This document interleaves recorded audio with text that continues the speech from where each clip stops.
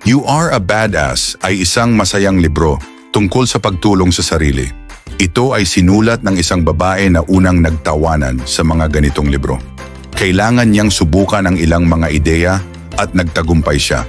Dahil dito, nag-aral siya ng mas mabuti at natutunan ng mga bagay na makakatulong sa iba. Ang libro ay may mga kwento mula kay Tony Robbins at Napoleon Hill. May mga nakakatawang bahagi ito na parang kwento lang. Maraming magandang kasabihan na gusto mong isulat at ilagay sa iyong ref. May 27 maikling kabanata na puno ng nakaka-inspire na kwento.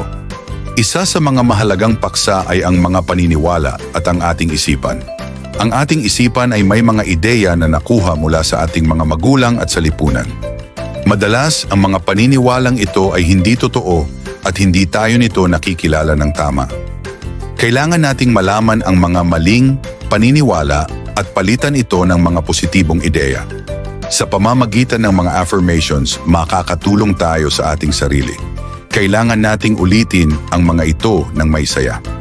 Ang batas ng atraksyon ay isang mahalagang konsepto na nagsasaad na ang lahat sa universo ay may sariling vibrasyon, kasama na ang ating mga isip at hangarin.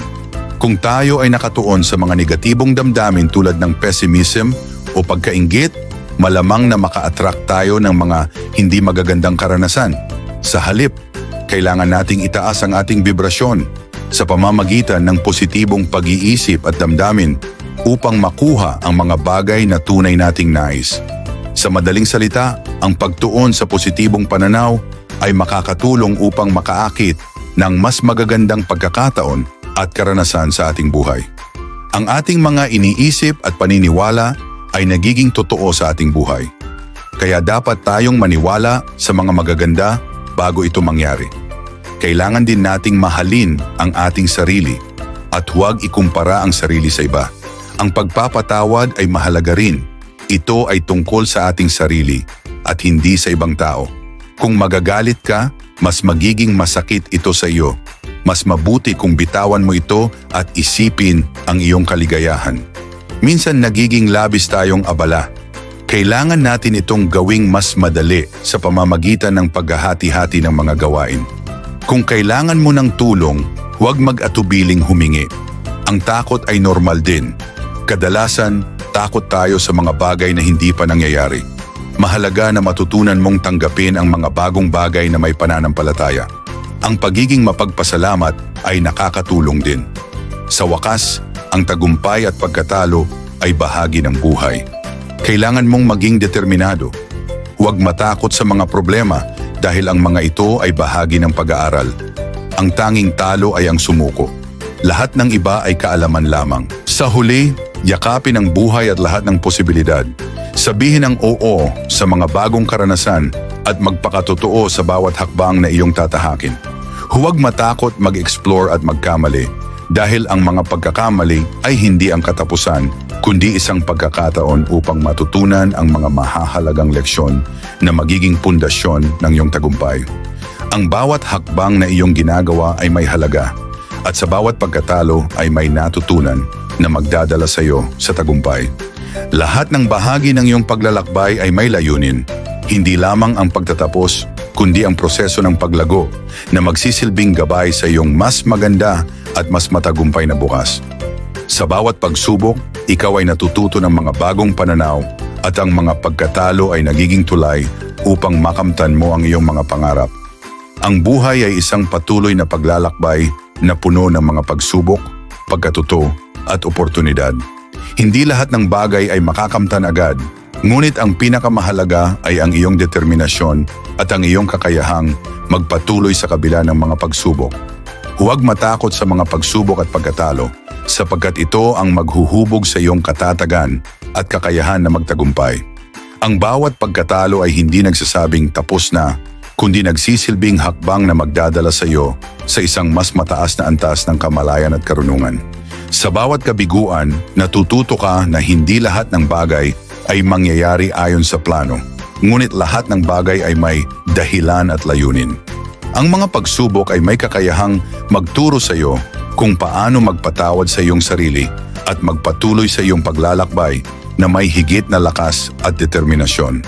Mahalaga ring alalahanin na ang mga pagkatalo ay hindi hadlang, kundi isang hakbang na maghuhubog sa iyo upang maging mas matatag, matalino at handa sa mga darating na hamon. Hindi mo kailangan maging perpekto upang magtagumpay. Kailangan mo lamang magpatuloy sa kabila ng lahat ng mga pagkatalo. Ang bawat pagkatalo ay may mga aral na hindi mo matutunan kung hindi mo hinaharap ang iyong mga takot at limitasyon. Ang mga pagsubok ay nagpapalawak ng iyong pananaw at tumutulong sa iyo na makita ang mga bagay mula sa mas mataas na perspektibo.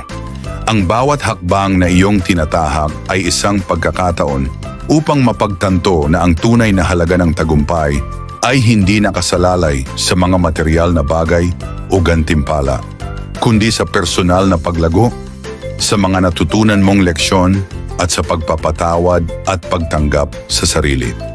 Mahalaga ring tandaan na ang tagumpay ay hindi nasusukat lamang sa mga bagay na makakamtan mo, kundi sa kung paano mo tinanggap ang proseso at ang mga pagsubok na dumarating sa iyong buhay. Ang tunay na tagumpay ay nakasalalay sa mga pagsusumikap at hakbang na ginagawa mo araw-araw, sa bawat desisyon at pagkilos na nagdadala sa iyo ng isang hakbang na mas malapit sa iyong mga pangarap. Huwag kalimutan na ang tagumpay ay hindi isang destinasyon, kundi isang paglalakbay na puno ng mga maliliit na hakbang at pagbabago. Sa bawat hakbang na ginagawa mo, nagiging mas maligaya at kontento ka sa bawat maliit na tagumpay at pag-unlad na iyong nararanasan. Kaya't yakapin ang bawat bahagi ng iyong buhay, mula sa mga kabiguan hanggang sa mga tagumpay, at tanggapin ang lahat ng ito bilang bahagi ng iyong personal na paglago at pagkatuto. Ang iyong mga pangarap ay hindi agad-agad magaganap at may mga pagkakataon na madarama mong ang iyong mga pagsusumikap ay hindi umuusad. Ngunit tandaan na ang bawat hakbang, kahit ito ay mabigat, ay isang hakbang patungo sa mas magaan na bukas. Ang paghahanda, pagtitiis at dedikasyon ay hindi lamang tungkol sa pagtatapos ng isang layunin, kundi sa pagiging handa sa mas malalaking oportunidad na darating sa hinaharap. Ang mga pagkakataon ay hindi palaging darating sa oras na inaasahan mo.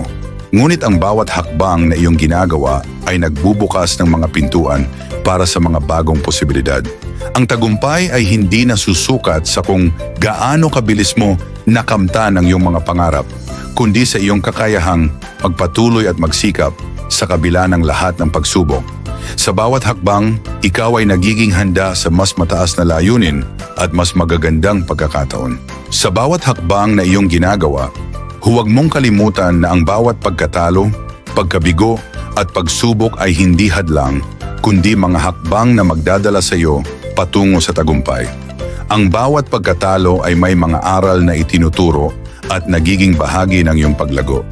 Huwag matakot mag-umpisa muli kung kinakailangan. Ang bawat araw ay isang bagong pagkakataon upang baguhin ang iyong pananaw, magdesisyon ng mas tama at magpatuloy sa pag-abot ng iyong mga pangarap. Ang bawat pagkatalo ay nagiging isang paalala na ikaw ay patuloy na natututo at lumalakas.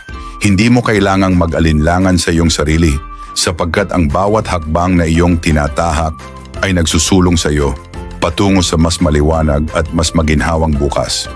Ang bawat hamon ay nagiging pagkakataon upang magbago at maging mas matagumpay. Ipagpatuloy mo lang ang iyong journey at yakapin ang bawat pagkakataon na dumarating, sapagkat sa dulo ng lahat ng pagsubok, ikaw ay magiging mas matatag at mas maligaya sa bawat tagumpay na iyong maaabot.